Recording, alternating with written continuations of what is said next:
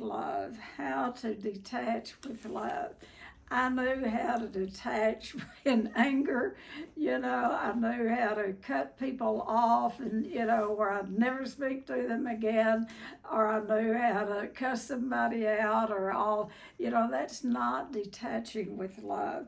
But where the detaching with love really, I believe, originated was in the Al Anon family groups. That's one of the first things that I learned when I started to Al Anon. And it's not easy. It is not easy if you're living with someone that is a practicing alcoholic or someone that is a dry alcoholic that's not in a program, but my gosh, they're not drinking. They may not be sober, but they're dry. They're not drinking. So it could be alcoholism, it could be eating disorders, it could be mental illness, it can be, any struggles that loved ones have that we are, closely involved with them. And so it's about learning to detach with love instead of, and learning to respond out of love instead of react out of anger. And what it's very, I was thinking this morning about my relationship with my mother, who was an alcoholic and prescription drug addict. And I never got angry at my mother. My mother was like my child, and I loved and adored her. In my adult life, I could hear the word mother and start crying. I never got angry at her until I really did some good therapy work. Uh, but I transferred that. I believe I transferred the anger that I didn't ever show for her to my husband when we married. And I didn't know when we married that he was an alcoholic. I had no earthly idea because he told me he just only drank 2 beers. 2 beers. So, we started our journey, and I had lost a lot of weight. I've, waited before I met him. Uh, I ate myself up to 287 pounds. So I had lost a lot of weight. And I swore my mother to secrecy that she or anyone in the family wouldn't tell my husband to be that I had been overweight at one time. So, after we'd been married for a week, I started back eating, gaining weight, and he started drinking more than the 2 beers. And so, the joke was on both of us. I didn't know I was marrying a drunk, and he didn't know he was marrying a fat girl. But anyway, that started my journey with an alcoholic that I couldn't control. I could control my mother because I treated her like a baby and I took care of her. And, we got along fine. By the time I was 8 years old, I knew I was in charge of my mother. So, when I had so much anger built up toward my father and different things, that it all came out on my husband. And I was a rager. I could not keep my mouth shut. I'd have that emotional build up, build up, build up, and blow up. And it would be because he was drinking. I knew nothing about the disease. I could tell you that mother was a prescription drug addict and alcoholic, but I didn't know that during those years. We just thought she was sick, sick, sick, sick, which she was. I had a lot of sympathy for my mother, and no addict needs sympathy because it is, you can find it in the dictionary between SHIT and syphilis, and it'll do you about as much good. Sympathy to an addict will kill them. But anyway, so by the time I got to Al Anon Family Group, I was one angry heifer. I was so angry. And I went the first time really to learn to detach more from my mother, because her disease by that time, I realized she was a drug addict and alcoholic. And by the way, she lived to be 87. She never really found recovery. It's a disease sometimes that won't let you die, but it won't let you live. So I had all this anger, and I was married to a practicing alcoholic. So I found my way to Al Anon, and that's where I learned to begin to detach with love. I heard that phrase, detach with love. And then I'd want to say, but you don't know what he's doing. You don't live with him. Well, yes, they lived with other hymns, or hers. They were all living with an alcoholic. And, but my case was worse. Mine was always worse than anyone's. And so, he would get drunk and then I'd beat him up. And so I wasn't proud of my own behavior. But when I did get to Al Anon, I started hearing about detaching with love, And I had to detach with anger. I just had to let him go, ignore him, or rage at him. And, and that's one of the things that I didn't really understand is that alcoholism was a disease. I didn't. I really did not. I knew it. I'd heard it, but I really didn't internalize that it was a bad disease, that I thought, my mother and my husband were drinking and drugging at me, that had something to do with me. And that's pretty self-centered to think that I could cause two people to, drink themselves to death because I didn't know that it was a disease. And so that's what I learned in Al-Anon, that, particularly my husband, that he was sick. He wasn't sorry. He was a sick man. And so I believe today, beyond a shadow of a doubt, that God had to get me out of the way in order to work with my husband, because I was a stumbling block for him, and he would always say, well, if I didn't have to live with that bitch, I wouldn't have to drink. And I took that in, and I knew it. I knew that I was causing him to drink. Now, that's a lot of power for someone. So I will say this, Al-Anon completely saved my life. And I stayed in Al-Anon 14 years before my husband ever went to his first AA meeting. And what happened with me in Al-Anon is that I learned to detach with love and to let him go, and to not so much to let him go, but to let the disease go and let him have the disease and not me in there running interference all the time. So when you live with anyone that has any form of disease, like I said a while ago, alcoholism, drug addiction, eating disorders, mental illness, it affects the person living that's the closest to them. It's just impossible not to, if you love someone that is an addict or has a mental illness, you're going to be affected by it.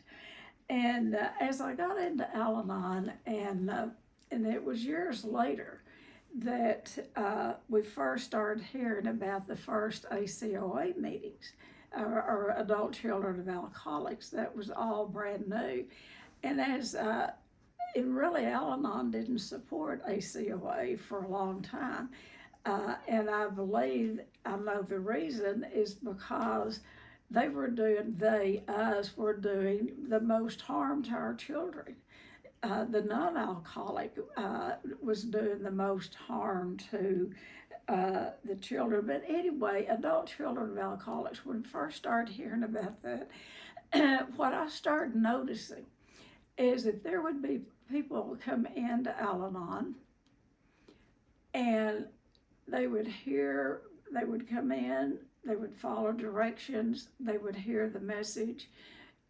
You didn't cause it, you can't cure it, you can't control it. And they would listen and they learned and they would get a sponsor and they would work the steps. And those people would get really healthy pretty fast. And I started watching people that would later on would identify themselves as an ACOA, I was one of them. It took us much longer. Adult children of alcoholics, I believe it took a lot longer to really embrace, and I'm not speaking for Al-Anon as a whole, I'm just talking about observations I made. That people would come in and get the program really quick, and I think, how did that happen? And then later on, I'd realize they weren't raised in alcoholism. But those of us that were raised in alcoholism got to Al-Anon with a lot of baggage. We got in there with baggage. Most of us got in there with a lot of unresolved conflict and unresolved anger. And so we brought that into, Al-Anon with us. We couldn't do it any other way. And so I think it took me longer, and I think it takes a lot of ACOAs longer to actually get that idea of detaching with love. So, because we do have expectations of people. So I'm going to go through some things, some ways to learn, detaching with love. I could detach in anger. I could, although my husband was the silent one and I was the one that was never lost for words, with him, I was shy outside the home, but with him, I had lots of words to say to him. And so I had no idea what detaching with love was. So the first thing is I had to realize is I had to learn the word acceptance. I had to learn to accept what I could not change. And what I could not change or control was the behavior of the alcoholic. I could not, and I gave it my best shot, and I couldn't do it, that didn't just, wasn't just with my mother. It was, I controlled my mother, and she loved it. She did not have a mother. Her mother died when my mother was young. She was raised an orphan, and so she took to my caretaking, and I took care of my mother. And I,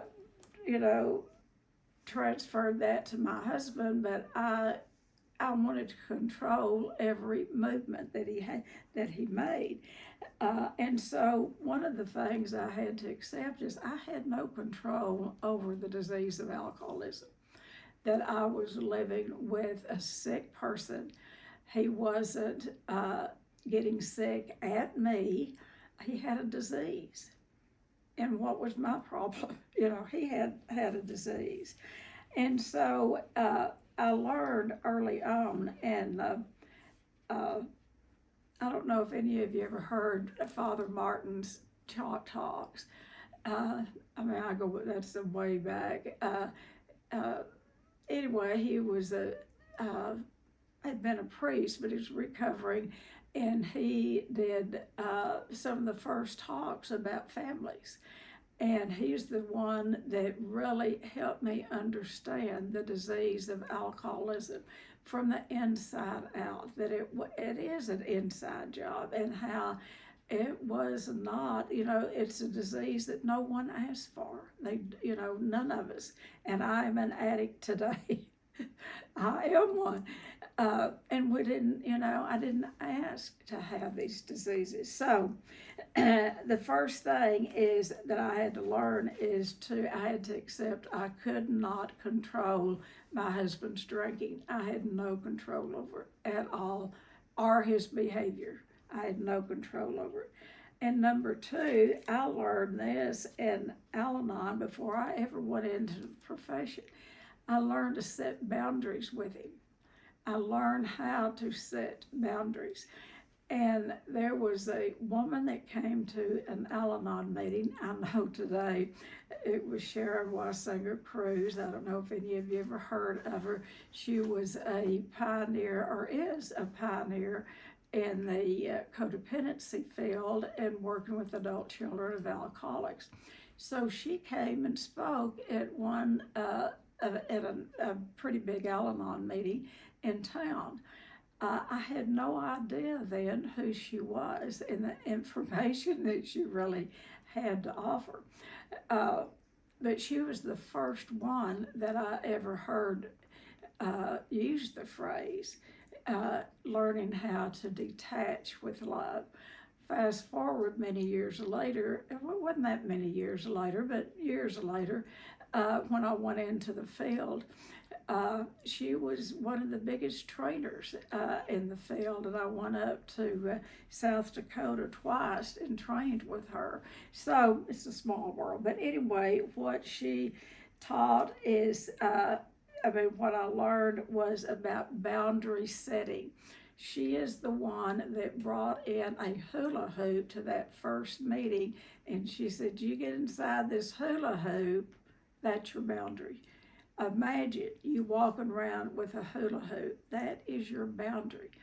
And who comes close to you is, or who you get close to, is your business. And, you can stay in your own boundary, your own hula hoop, and learn to love that person. And, we can get pretty good at that, setting boundaries with other people. But then we can be boundary violators. I was a boundary violator. Yeah, I could set a boundary. You wasn't going to hurt my feelings anymore. But then I would violate my husband's boundary. It's like, well, that doesn't count because he needs all the help he can get. But anyway, I learned to set boundaries, and I learned of this woman. And number three, they taught me to focus on myself. Now, I never knew how to focus on myself because my focus was out there, learning to fix somebody else, take care of them. And, when I started focusing on myself, I didn't like what I saw. I didn't like that woman that was looking back at me in the mirror. I had to get honest through the 12 steps and through working with good sponsors, and they would hurt my sensitive feelings. When you do the 12 steps and you've done the 4th step and the 5th step, and then you do 6 and 7, we call those steps the little bang bang steps. You do 6 and 7 together, where you start looking at your own character defects. And I've had sponsors that had the nerve to tell me what my character defects were. And here all of this time, I thought they were on my side, and now they're pointing out my flaws. So, and I'm saying this tongue in cheek, I'm very grateful for the people who began to tell me the truth, because I had arranged my life to where I was so in control, or I thought I was, that no one would tell me the truth about myself. And so I learned through Al-Anon to focus on myself. And that was the hardest thing in the world for me to do, because I didn't like myself. I hated my own guts. And my first sponsor would give me the strangest assignment. Because, see, self-centeredness. She told me one time, she said, you are the most self-centered person I've ever worked with. And I said, what do you mean? I said, I am self-conscious. I hate myself. I am, I have all that self-guilt. I am this, I am that. But every word I said had self in it. And she said, I want you to look at that. You can be self-centered, whether you're looking at yourself in a negative way or a positive way. You're still, focused on yourself. I hated to hear that, because I was all wrapped up in poor, pitiful me. And so she would give me assignments. She gave me an assignment and this was when we had a mall. It's no longer here. That's how long it's been. It's turned into something else, but this was years ago. It was, I guess, 55 years ago. Yeah, 55. Because my youngest daughter, when I got into Al-Anon, was October of 1968. And so she gave me an assignment, and it had a cafeteria there in that mall.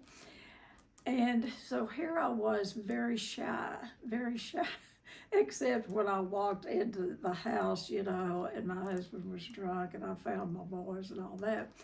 But anyway, she told me, she said, I want you to start at one end of that mall and I want you to walk all the way down to the other end. And I want you to keep your head down and I don't want you to look at anybody. Don't look at anybody in the eye at all. Just walk down, one way. And then she said, when you get down there, then I want you to turn around and walk back the other way. And I want you to make eye contact with as many people as you can, and I want you to smile at them.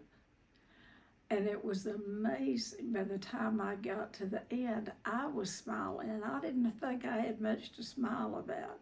But we get back what we give, what we put out there. And that was a simple assignment that I got to see what I was attracting. And then she said, and this was one of the hardest things, because I was so bashful. And so she said she wanted me to go into the cafeteria, and it was always packed right at noon. She said, I want you to go right at noon. I want you to get in there. I want you to get your tray. And then I want you to look around and find somebody that's by themselves and ask them if you can sit with them. Oh my God, that was harder than if she had told me to go. Go to the moon and back. I did not think I could do it. I could hardly breathe. But I looked around and found there was this older gentleman sitting by himself. And I went up and asked him if I could sit with him. And he stood up. He said, I would love for you to. And everyone has a story. Everyone has a story, and they just are waiting for someone to listen to their story. And I asked him, I said, I got up enough courage, and past my shyness to say, well, how are you today? And he started telling me he was from a small town outside of Abilene. His wife was in the hospital. She was dying from cancer. We sat there for an hour and a half and talked. I listened to him mainly. He talked and I listened. And that was one of the biggest joys I have I can still remember it. And we exchanged addresses. I went up to the hospital to see him, to see his wife and to see him. So that was a wise sponsor, because she didn't know what it would all look like, but she gave me assignments to get out of my friggin' self. That was getting out of me. When we're all wrapped up in ourselves, we make a very poor package. We can be wrapped up in ourselves in a very positive way, thinking we're all of that in a bag of chips or whatever, or in a negative way. And my self-centeredness came in a negative way, that I wasn't worth anything, that I was too fat, that I was too this, I was too that. So, focus on yourself. And when you do focus on yourself, and that is, you begin to learn a little bit about yourself. And it does take your eyes off of the other person that you need to detach from. Are you with me? We're talking about detachment, detaching with love. And I will tell you, it is not easy to live in a home with an active addict or an untreated codependent or an untreated ACOA. To live with an adult child of an alcoholic that has never done any of their own work and that's not in recovery is like living with a dry alcoholic. You're living because they have some of the same characteristics. We can't do it any other way. To live with an ACOA untreated is, and I want you to hear this, it's like living in active alcoholism. And so they don't have a lot to give, and we expect to. And by the way, when we marry someone that's dysfunctional, we have sought them out. We seek people out to marry, to complete us, and usually we will pick someone, and we don't know this at the time. We pick someone that is like one of our parents so we can become the other one. So I want you to look around and ask yourself, were you married to your mother or your dad? And how are you acting in that relationship? That's why we encourage people when they get to the program, if they're not married, don't get in a relationship until you do some recovery, because your picker is broke and we go to what's familiar. I've always swore I'd never marry an alcoholic, nor would I be one. I married me 2 alcoholics and I became one. So, we lied to ourselves. And so I know, I didn't know then, but I knew after I got into Al-Anon, and particularly adult children of alcoholics programs, and then some good therapy, I started realizing I married my mother. I married someone that needed me because I needed to be needed, and I needed to take care of them because that was my role. And we did both grow up in the program. He got sober. My husband would always tell me when I was getting ready to go speak somewhere in Al-Anon or something, he'd say, now you can talk about me all you want to, but don't forget to sober me up. Will you please tell him I'm sober today? So when he passed away 11 years ago, he had 32 years of sobriety in AA in spite of me. So focus on yourself. And then number 4, practice compassion. Look at the person that you are needing to detach from, and look at them through the eyes of compassion. Don't feel sorry for them. I'll tell you, an addict can pick up on that quicker than anything. They do not need your pity. They need you to love them right where they are. And to have some compassion for them. And if you haven't done number 3, you can't do number 4. If you haven't started to begin to love yourself, it's hard to love someone else. And it is about, and I'll tell you how that works is, and I'm a prime example of it. I absolutely could not be nice to my husband when he came home drunk. I was awful. I set a horrible example for my kids. When my son would tell you now, he still denies that his dad was an alcoholic, but he will tell you in a heartbeat, our mother was crazy. We had a crazy mother. And I was crazy. And so, through Al-Anon, what I was taught is learn to love the person, place, or thing that makes you angry. Learn to love that person, place, or thing that makes you angry, and have some compassion for them. I'll tell you what, that absolutely took a lot of surrendering. And the first time that I could practice that, my husband had just, and my son had opened a new business down about 100 miles south of here. They'd opened a new business and wanted me to come down for the opening. And I knew I didn't want to go down there. I knew how they would celebrate. I knew the whole business would, it's all business, and not everyone in the oil field drinks, but a lot of them do. And I knew what I'd be going into, and I wasn't going down there because I knew it would just turn out to be a drunken mess. So when he came home, I mean, I got on my knees when he called me when he started home, and that 100 miles, and I knew he was drunk. And I got on my knees and I said, God, help me treat him different. Help me treat him different.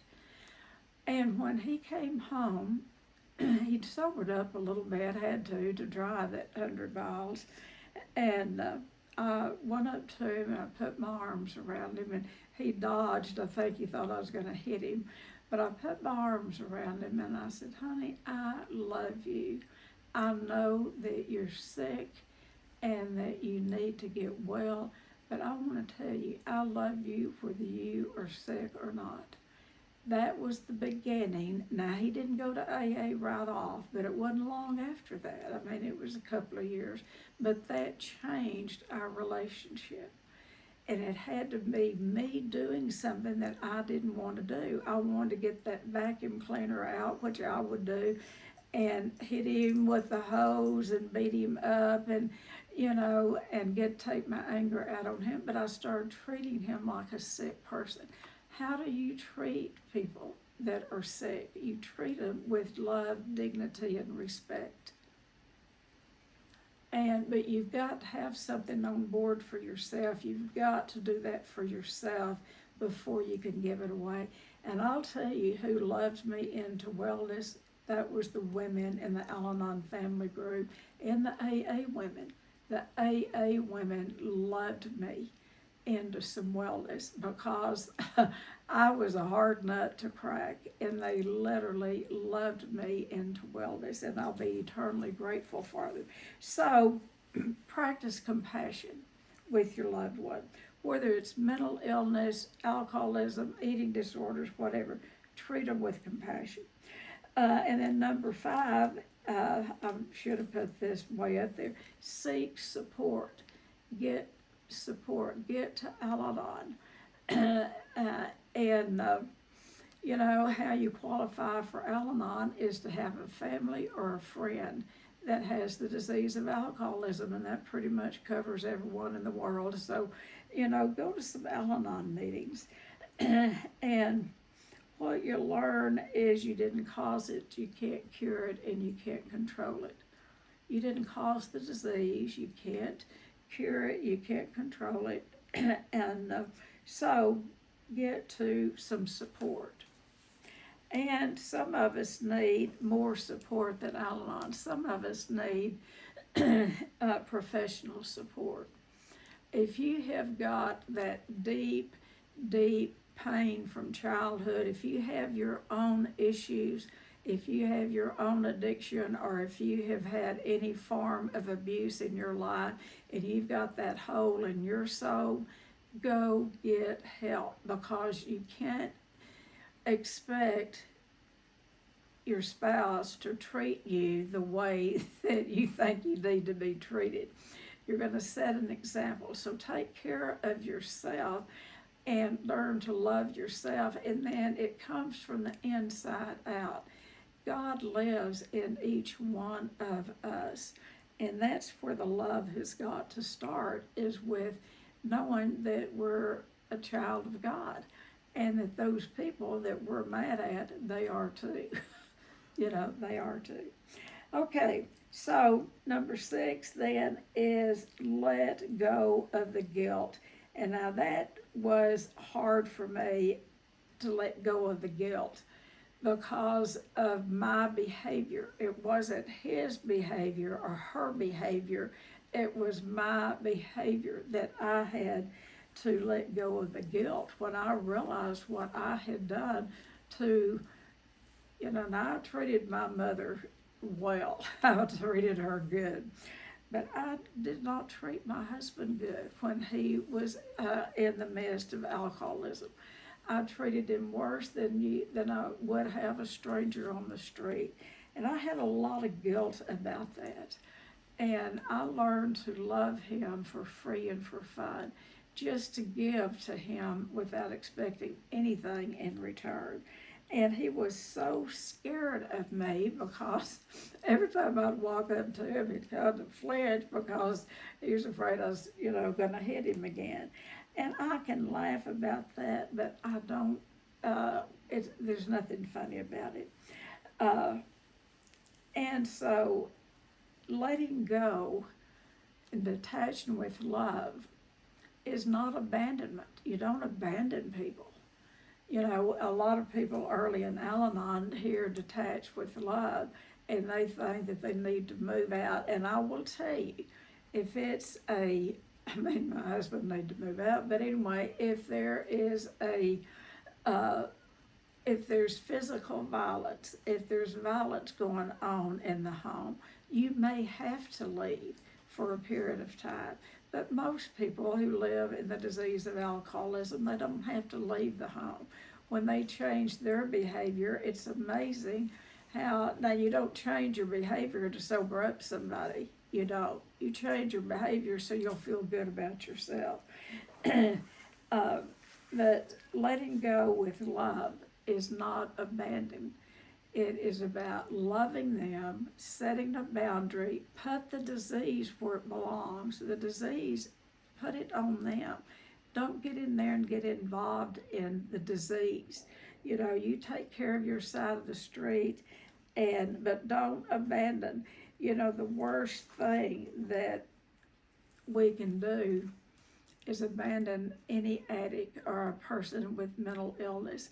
And many of them will try every way they can to push you out of their lives, because most addicts, I've never worked with an addict once they got sober that didn't have some low self-esteem and some self-hatred. Now, when they're drinking, they're 20 feet tall and bulletproof, but you get them dry, get them sober, they get on the path of recovery. And then that is when their own issues and their self-loathing comes up. And so learn to love that person and show some compassion. And don't abandon them.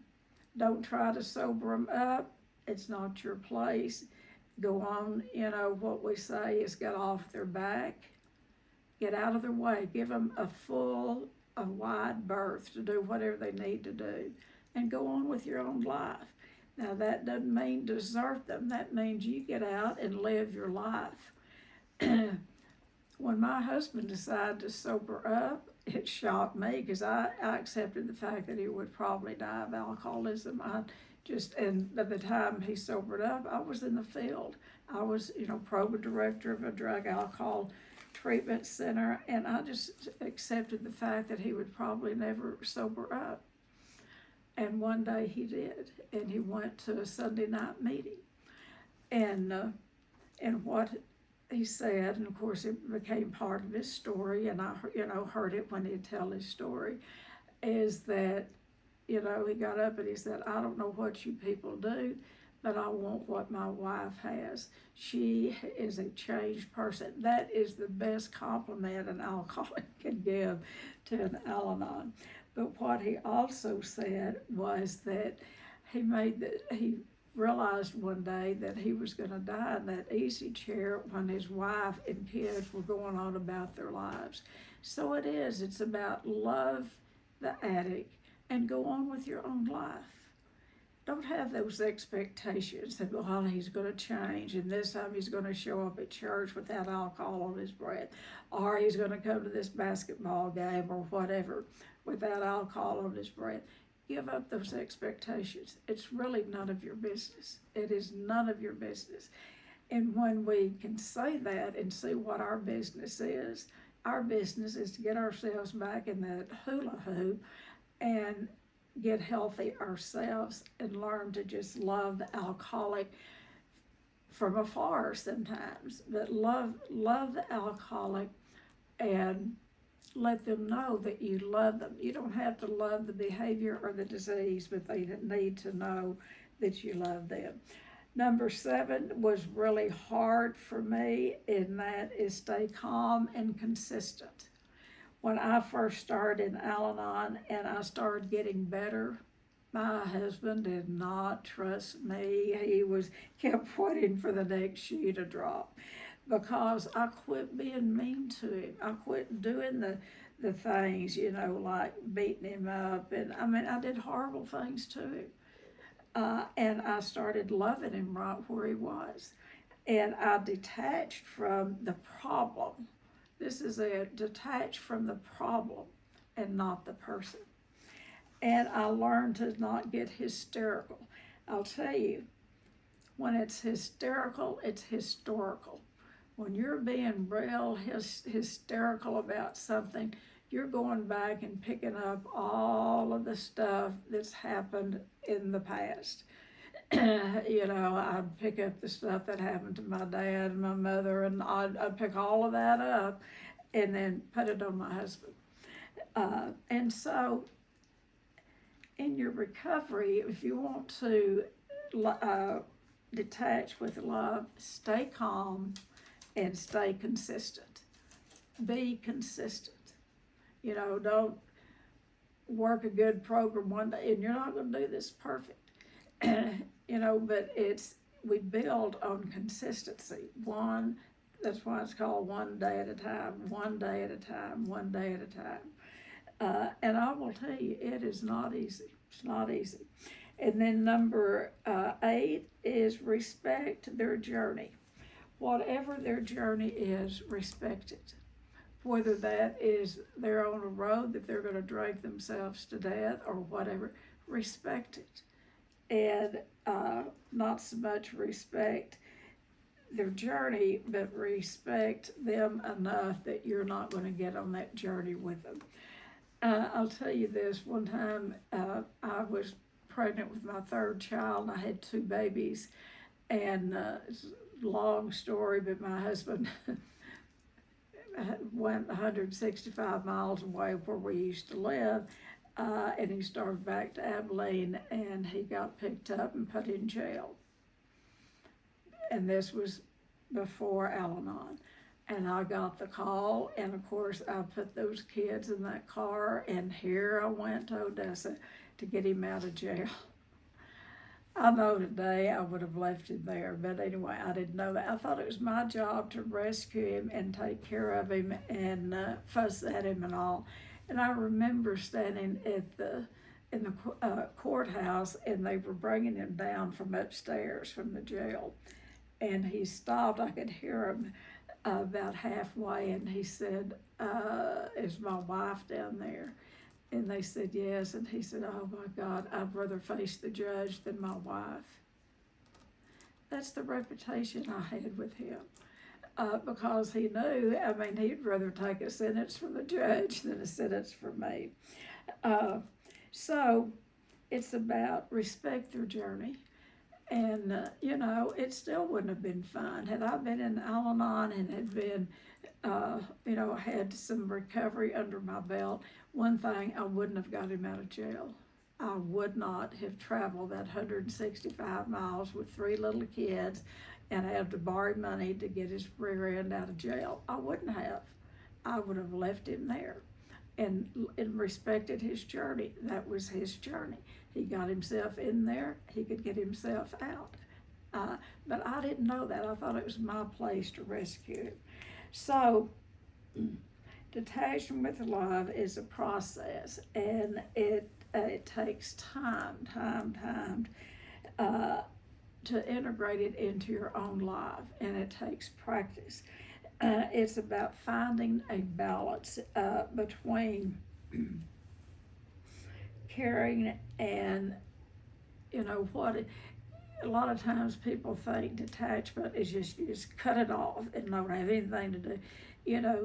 It's detach from the problem, not the person, and let that person know that you love them, you care about them, and then you go on with your own life. That's what Jesus would do.